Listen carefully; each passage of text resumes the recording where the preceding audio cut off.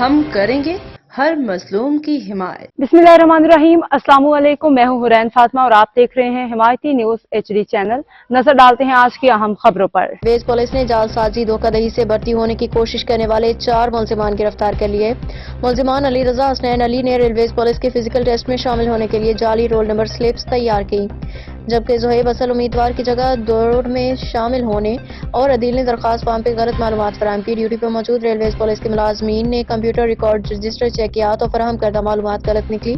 4 میں سے 2 ملزمان نے جعلی رول نمبر سلپ تیار کرنے کا اعتراف کیا۔ ملزمان حسنین علی اور علی رضا کو گرفتار کر کے تھانہ ریلویز پولیس لاہور میں مقدمہ درج کر لیا گیا، جبکہ ملزمان زہیب اور عدیل سے تفتیش کا عمل جاری۔ ملزم زہیب نے اصل امیدوار وقار عباس کی جگہ دوڑ لگانے کے لیے حاضر ہونے کا اعتراف بھی کیا، جن کے خلاف قصوروار ہونے پہ باضابطہ طور پہ قانونی کارروائی عمل میں لائی جائے گی۔ اب تک کے لیے اتنا ہی۔ مزید خبروں اور اپڈیٹس کے لیے دیکھتے رہیں حمایتی نیوز HD چینل۔